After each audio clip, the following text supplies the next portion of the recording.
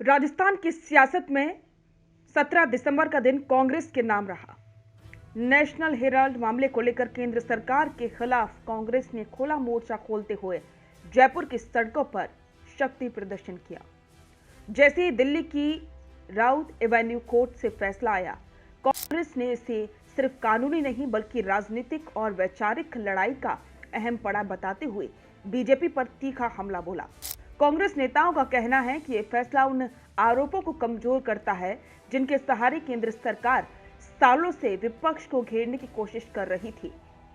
कांग्रेस ने कोर्ट के फैसले को सत्ता पर सत्य की विजय बताते हुए इसे लोकतंत्र के लिए राहत भरा क्षण करार दिया। पार्टी का आरोप है कि नेशनल हेराल्ड मामले में प्रवर्तन निदेशालय और अन्य संवैधानिक संस्थाओं का इस्तेमाल विपक्षी नेताओं को डराने और दबाने के लिए किया गया। रुकिए और जरा ध्यान से सुनिए। क्या आप हमारी इन खबरों से अपने व्यापार को भी बढ़ाना चाहते हैं? तो आप भी खबरों के दौरान इस तरह के एलिमेंट्स पर अपना विज्ञापन दे सकते हैं, या फिर ऐसे खबर के 1 मिनट बाद अपना पूरा विज्ञापन डलवाएं, जो कि 8 लाख से ज्यादा सब्सक्राइबर्स और फॉलोअर्स वाले द फैक्ट इंडिया चैनल्स और पेजेस से राजस्थान के कोने कोने में पहुंचेगा और इससे आपका व्यापार, ब्रांड सब कुछ बढ़ेगा। राजस्थान कांग्रेस का मानना है कि यह सिर्फ एक केस नहीं बल्कि पूरे विपक्ष को झुकाने की रणनीति का हिस्सा था, जो अब अदालत के फैसले के बाद सवालों के घेरे में आ गई है। इसी सियासी पृष्ठभूमि में कांग्रेस ने जयपुर में बीजेपी मुख्यालय के घेराव का ऐलान किया। चीफ गोविंद सिंह डोटासरा के नेतृत्व में कांग्रेस के तमाम बड़े नेता और कार्यकर्ता पीसीसी मुख्यालय से मार्च करते हुए बीजेपी कार्यालय की ओर रवाना हुए।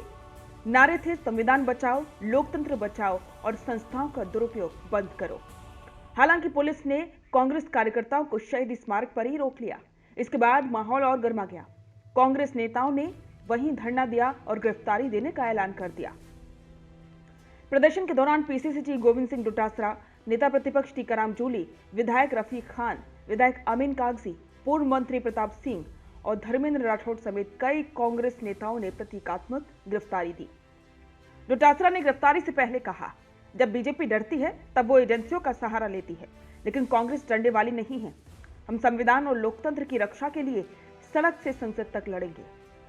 टीकाराम जूली ने भी केंद्र सरकार पर हमला बोलते हुए कहा कि बीजेपी अदालतों और एजेंसियों के सहारे विपक्ष की आवाज दबाने की कोशिश कर रही है, लेकिन अब जनता सब समझने लगी है। दरअसल राजस्थान कांग्रेस पिछले कुछ महीनों से आक्रामक मोड में नजर आ रही है। संगठन में बदलाव, जिलाध्यक्षों की नियुक्ति और लगातार सड़कों पर उतरने की रणनीति ये सभी संकेत देते हैं कि पार्टी 2025-26 की सियासत को लेकर खुद को फिर से खड़ा करने की कोशिश में है। नेशनल हेराल्ड मामला कांग्रेस के लिए ऐसा मुद्दा बन गया है जिसके जरिए वो बीजेपी बनाम लोकतंत्र की लड़ाई को जमीन पर उतारना चाहती है। कांग्रेस नेताओं का मानना है कि यदि इस मुद्दे को सही तरीके से जनता के बीच ले जाया गया तो बीजेपी के भ्रष्टाचार के नैरेटिव को कमजोर किया जा सकता है। अब सवाल यह भी है कि क्या यह प्रदर्शन सिर्फ एक दिन की राजनीति था या इसके पीछे लंबी रणनीति छिपी है। राजनीतिक जानकारों की माने तो कांग्रेस आने वाले दिनों में इस मुद्दे पर राज्यव्यापी आंदोलन छेड़ सकती है। जिला और ब्लॉक स्तर पर प्रदर्शन, जनसभाएं और संवाद कार्यक्रम, इन सब की रूपरेखा तैयार की जा रही है। इसके साथ ही कांग्रेस ये संदेश भी देना चाहती है कि वो सिर्फ चुनावी राजनीति नहीं बल्कि संवैधानिक मूल्यों की रक्षा की लड़ाई लड़ रही है। ये रणनीति खासतौर पर युवाओं और उन वर्गों को साधने की कोशिश है जो एजेंसियों की कार्रवाई और राजनीतिक दबाव को लेकर सवाल उठाते रहे हैं। बीजेपी के लिए भी ये स्थिति आसान नहीं है। यदि कांग्रेस इस मुद्दे को लगातार हवा देती है तो केंद्र सरकार को बार बार सफाई देनी पड़ सकती है। वहीं कांग्रेस के सामने चुनौती ये भी है कि वो इस आंदोलन को सिर्फ नेताओं तक सीमित न रखे बल्कि आम जनता से जोड़े। राजस्थान की राजनीति में प्रदर्शन आने वाले समय का ट्रेलर माना जा रहा है। डोटासरा और जूली जैसे नेताओं की अगुवाई में कांग्रेस साफ संदेश देना चाहती है कि वो अब रक्षात्मक नहीं बल्कि आक्रामक रणनीति से आगे बढ़ेगी।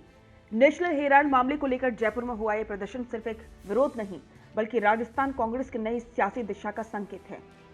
सवाल ये नहीं है कि कांग्रेस सड़क पर उतरेगी या नहीं, बल्कि यह है कि क्या इस लड़ाई को जनता के दिलों तक ले जा पाएगी या नहीं।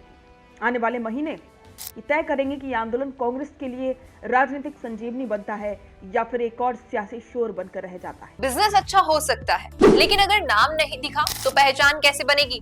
अब टेंशन छोड़िए, द फैक्ट इंडिया आपके बिजनेस को देगा वो पहचान जो पूरे राजस्थान में हर किसी तक पहुंचे। न्यूज चैनल पर विज्ञापन, पॉडकास्ट और प्रमोशन के जरिए आप सीधे 5 लाख सब्सक्राइबर और 10 करोड़ से ज्यादा व्यूज तक अपनी पहुंच बना सकते हैं। तो देर किस बात की, आज ही द फैक्ट इंडिया से जुड़िए और अपने बिजनेस को बनाइए हर घर का नाम।